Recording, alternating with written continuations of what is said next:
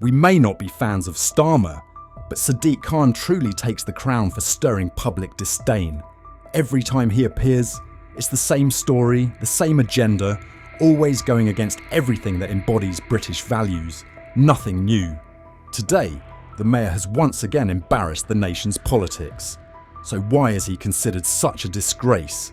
Let's break down the reasons, along with the latest updates from around the country. But before we dive into the details, don't forget to like and subscribe to stay updated on the hottest topics in British politics. I think he should apologise and then he should resign. I think he's an absolute disgrace and I don't think he's fit to hold office. He is a man that has an inflated ego. It's always everyone else's fault, and he should absolutely apologise to this officer and to his family, because now they have a bounty on his head. His name is known everywhere, and this man, Chris Kaba, let's not be no bones about it, who's a horrific gangster with a dreadful past, and he was in his car at the time going forwarding backwards and forwards with officers in front of him, and it really is ghastly that Khan could absolutely say what he said. The Mayor of London, Sadiq Khan, has repeatedly refused to apologise to Sergeant Martin Blake, an officer with the Metropolitan Police. Blake was previously acquitted in the shooting incident that led to the death of Chris Kaba, an event sparking intense public debate about how Khan has handled the situation.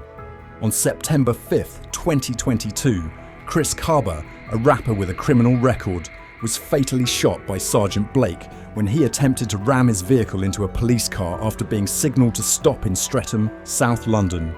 Although Blake acted to neutralise a clear threat, the incident drew significant public attention and ignited fierce debate.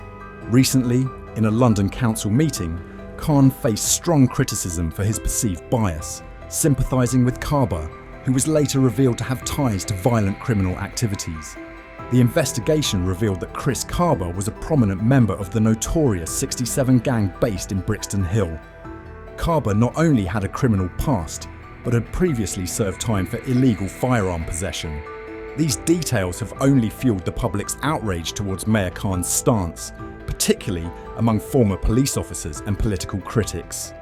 Susan Hall, a former Conservative mayoral candidate, directly criticised Khan, questioning why he described Kaba's death as a young life cut short. This comment came as a jury at the Old Bailey acquitted Blake in just 3 hours of deliberation, clearly finding no sufficient evidence to convict him.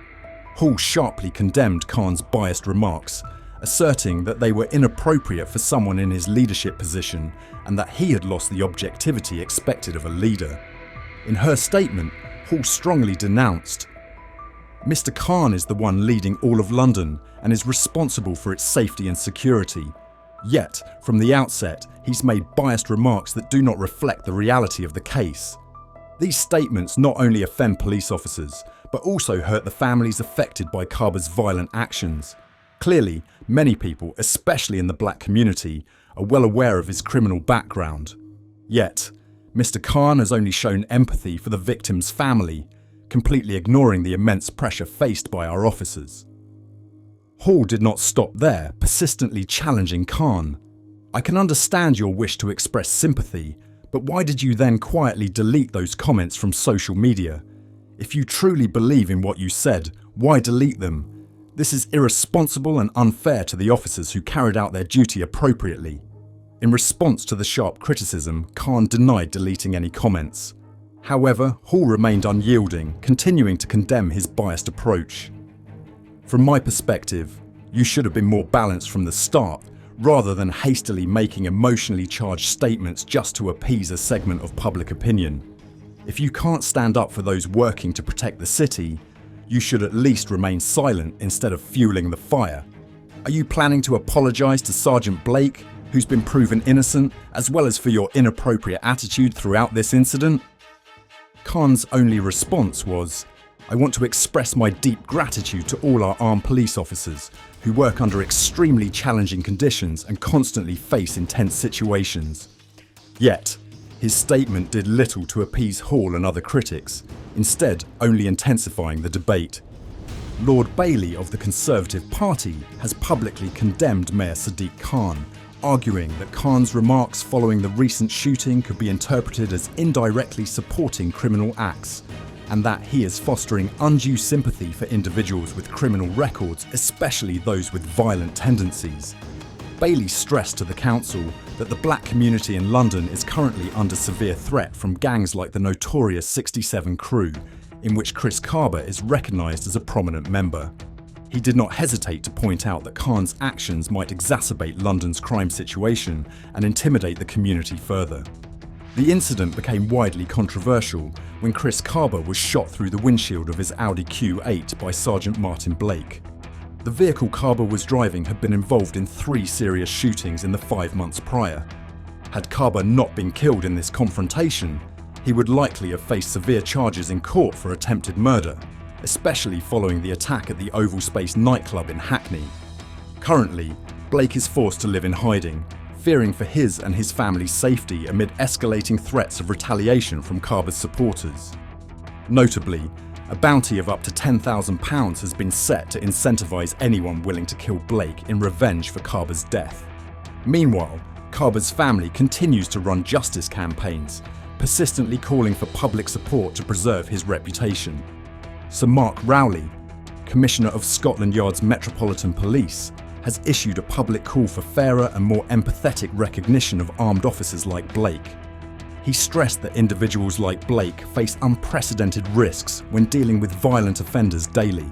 In recent conversations with Blake, Rowley expressed profound admiration for Blake's resilience and courage in facing immense pressure from the public and relentless criticism. Rowley warned that turning this matter into a racial issue would only serve to escalate tensions and foster unnecessary division in society. He regretted that if Chris Kaba had not acted so recklessly, he would likely have faced decades in prison rather than meeting such a tragic end. Despite widespread public criticism, Mayor Sadiq Khan remains steadfast in his refusal to issue an apology, an action Bailey has deemed irresponsible and disgraceful, eroding the trust of Londoners. This stance has only highlighted the growing discontent with Khan's handling of the situation, with many now questioning his leadership capacity amid social unrest. On the economic front, American oil company Apache has issued a shocking announcement of its decision to cease all North Sea operations by the end of the decade. The company stated that unexpected tax hikes imposed by the Labour Party are the main reason rendering oil extraction economically unviable. Apache, which has operated oil fields in Scotland since 2003, halted new drilling in the Forties field last year, directly due to Chancellor Rachel Reeves's decision to raise taxes on oil and gas profits, extending this policy until 2030. Labour, with the goal of transforming the United Kingdom into a clean energy superpower, has called on the oil and gas sector to shoulder additional responsibilities in this transition. The Energy Profit Levy, EPL, introduced in May 2022, initially carried a 25% rate with an end date set for 2025. However, the Conservative Party raised the tax to 35% and extended it to 2029. Labour then increased it further to 38% and prolonged it until the end of this decade, pushing the overall tax rate on oil companies to 78%. What do people think about the issues we have discussed in today's video? Please leave your thoughts in the comments below. Don't forget to like and subscribe to the channel to stay updated on the latest political developments in the UK. Thank you all, and see you in the next videos.